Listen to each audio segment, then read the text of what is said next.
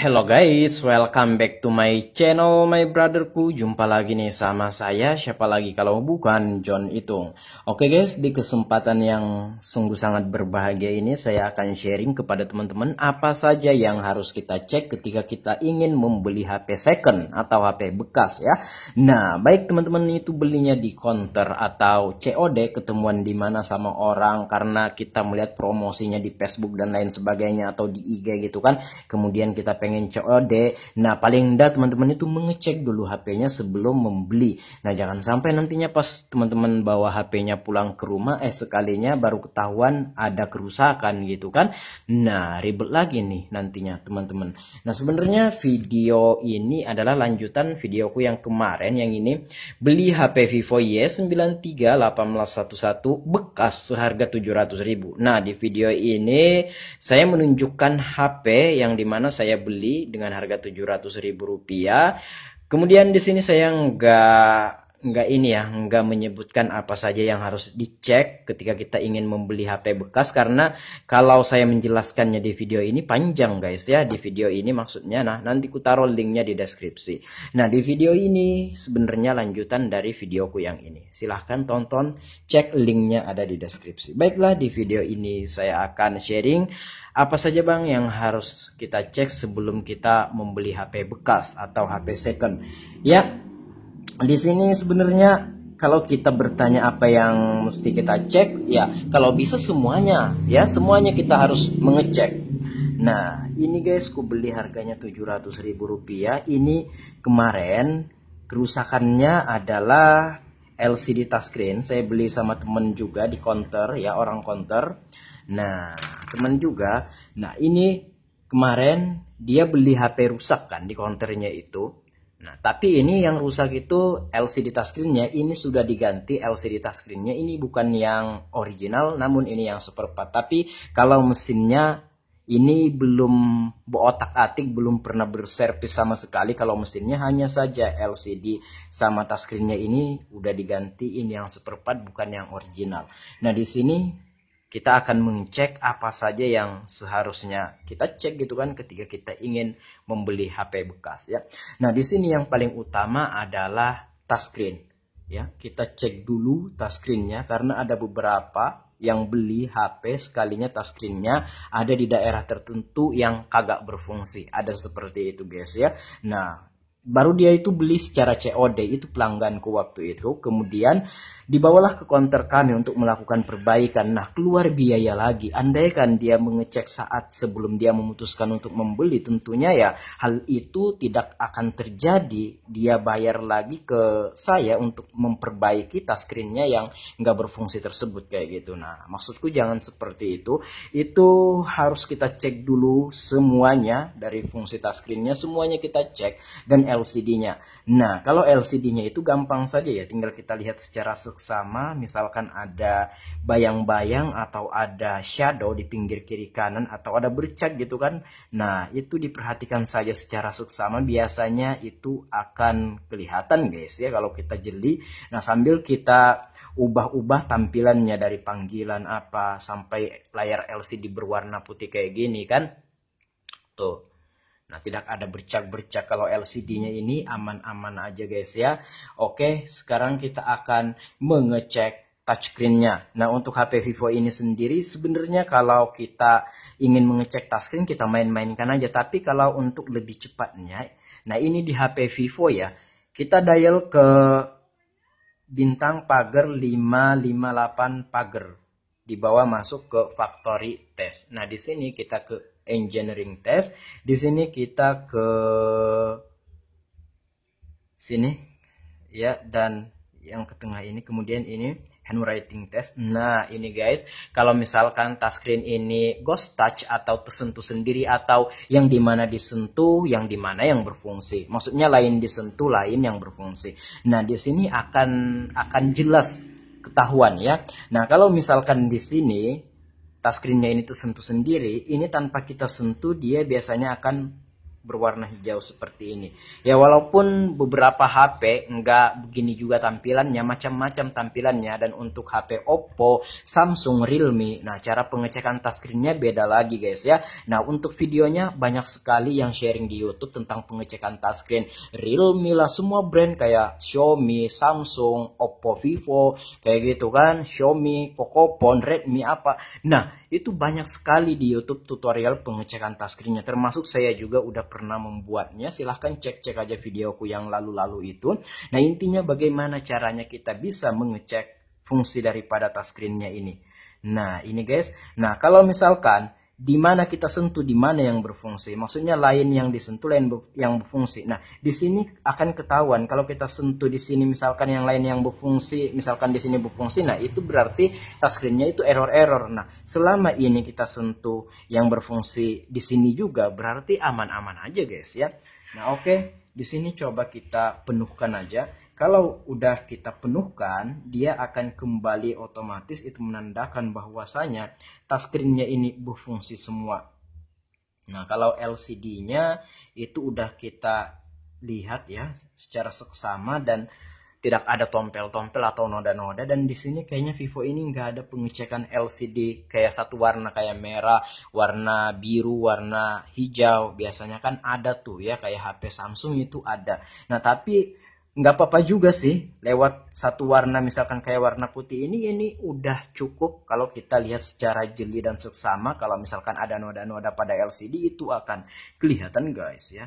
Coba, nah tulisannya pas tadi, kemudian dia kembali sendiri, itu menandakan bahwasanya berfungsi guys ya touchscreen-nya.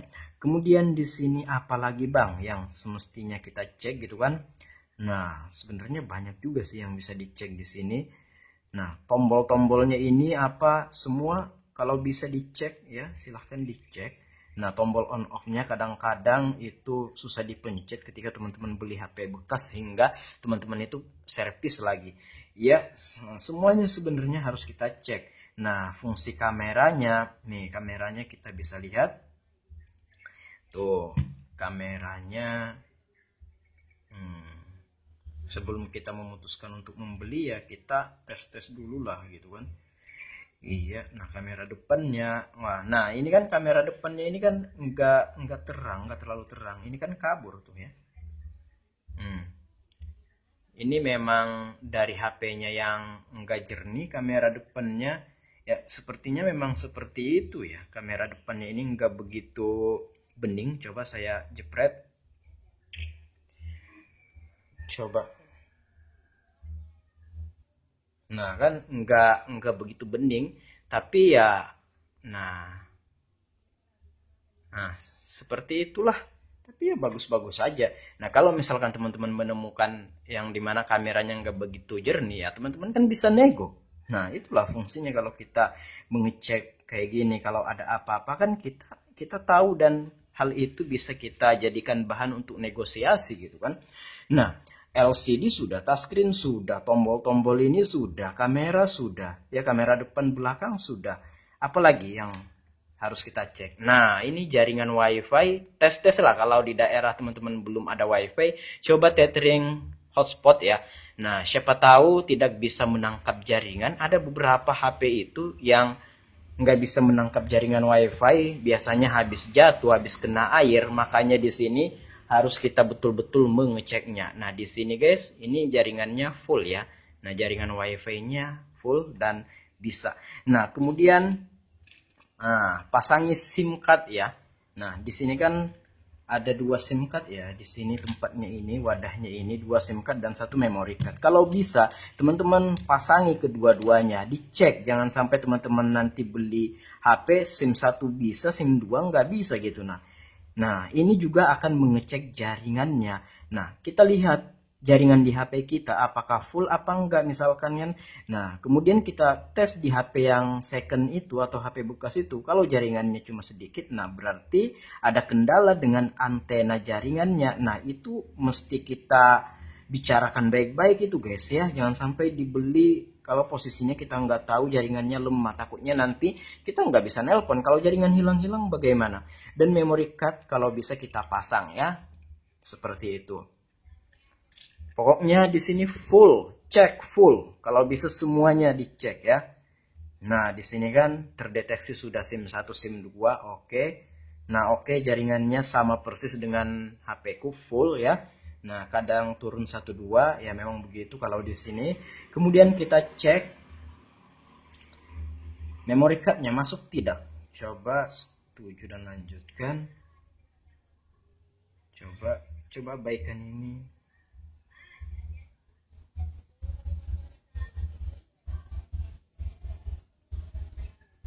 Nah, oke, masuk ya. Nah, kartu SD. Nah, masuk ya. Nih, teman-teman bisa lihat. Ya, ini memory cardku dan memory cardnya masuk. Berarti SIM cardnya SIM 1, SIM 2 oke, sama memory card sip bagus. Nah, kalau bisa seperti itu guys ya. Kalau perlu di sini kita tes nelpon ya. Kalau perlu kita tes nelpon karena kita akan mengecek mikrofonnya. Nah, karena beberapa HP ada yang memiliki 2 mikrofon. Yang satu mikrofon untuk ketika kita merekam video atau merekam suara, kemudian mikrofon satunya untuk telepon. Jadi itu beda. Nah, coba kita tes dulu. Ya, coba kita tes ngerekam video. Apakah suaranya terdengar? Coba. Tes. Coba.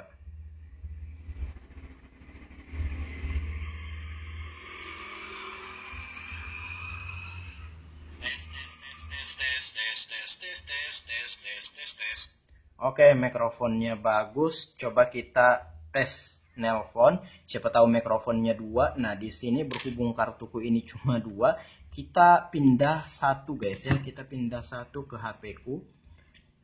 Kita pasang lagi. Nah, memory cardnya kan sudah, kita lepas aja memory cardnya. Nah, 1 kita pasang di sini. Ya, 1 kita pasang di HP ku. Kita akan tes nelpon. Iya, seperti itu. Memang kita repot guys ya mengeceknya. Cuma ya demi kebaikan sama-sama sih sebenarnya kan. Nah, jangan sampai pas teman-teman beli itu teman-teman mengalami kerusakan HP pas sudah di rumah baru ketahuan.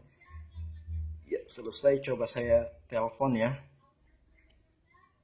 08. Coba kita tes nelpon.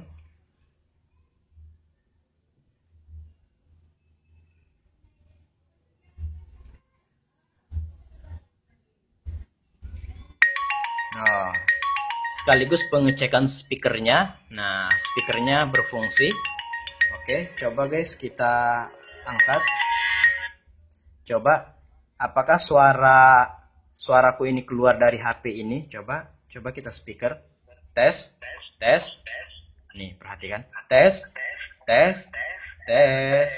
Nah, berarti mikrofonnya bagus ya. Coba di sini kita kasih speaker. Tes. Ya, speakernya bagus. Coba di sini apakah kita akan menggunakan speaker earpiece di sini? Apakah kedengeran? Coba saya tes. Nah, ada guys, suaranya walaupun kecil. Kedengeran nggak? Tes. Nah, intinya ada suara keluar dari sini. Karena ada 2 guys ya, speaker itu ada speaker telinga atau speaker earpiece ketika kita menelpon. Kalau kita nggak pakai loudspeaker, dia keluar di sini. Di sini keluar suaranya. Dan kemudian sensornya, teman-teman perhatikan, sensornya aman nggak tertutup. Kalau tertutup biasanya ketika kita nelpon, layarnya otomatis sendiri seperti ini. Nah, biasanya itu habis ganti LCD, kita matikan dulu aja.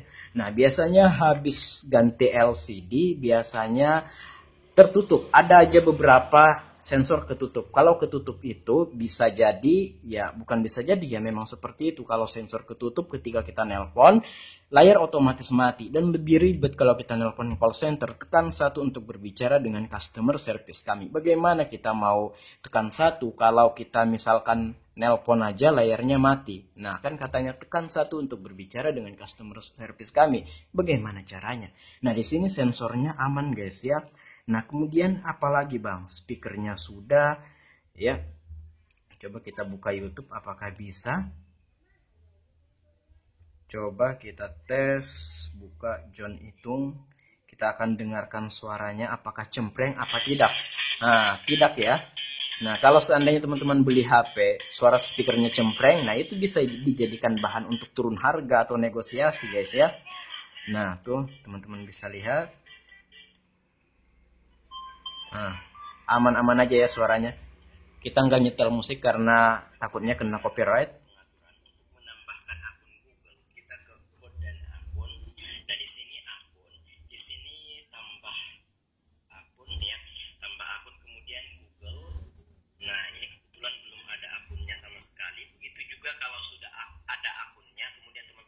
Nah, ini dipakai nonton bisa ya. Nah, di sini saya nggak ngetes dipakai main game karena saya juga bukan anak gamer, saya juga nggak suka main game.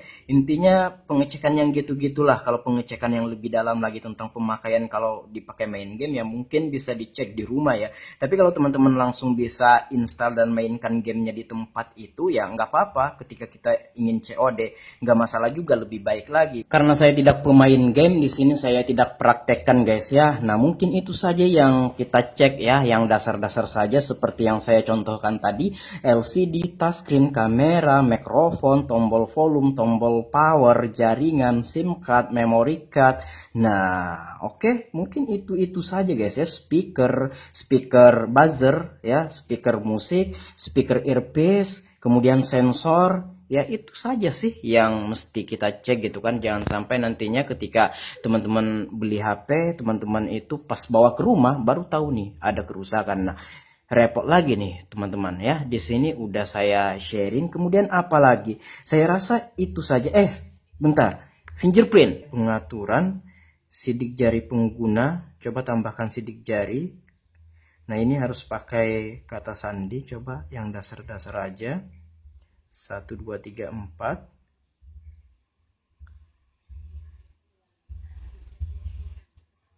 Coba kita sembarang-sembarang aja settingnya. Coba selesai. Jangan sampai salah ya. Maksudnya jangan sampai lupa. Ya. Nah, coba daftarkan sidik jari bisa enggak? Oh, nih posisikan jari. Coba. Angkat jari. Oh, sekali lagi. Coba angkat jari, posisikan jari. Oh, ini bertahap. Coba lagi. Coba lagi.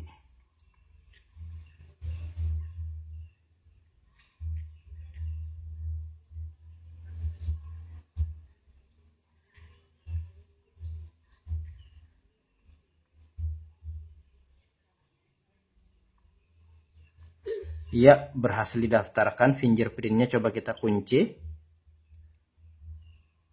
Oh, coba kita pakai fingerprint. Oh, coba lagi katanya. Coba. Oh, nah fingerprintnya bisa ya. Nah itu saja guys ya. Apalagi kalau ada lagi silahkan komen-komen aja. Mungkin saya akhiri video ini sampai di sini. Sampai jumpa di lain kesempatan guys. Kalau ada pertanyaan silahkan komen-komen aja. Kalau ada pendapat lain komen-komen juga. Kalau teman-teman pengen sharing sama John Itung silahkan DM Instagram. Instagramku ada di sudut kiri bawah video ini. Inilah HP Vivo Y93 yang saya beli dengan harga Rp700.000 ya. Pengecekannya bagus dan siap untuk dipakai. Saya John Itung, jangan salah nanti membeli HP bekas, jangan sampai ada kerusakan yang nantinya teman-teman mengeluarkan biaya lagi. Saya John Itung, saya akhiri. See you the next video, my brotherku.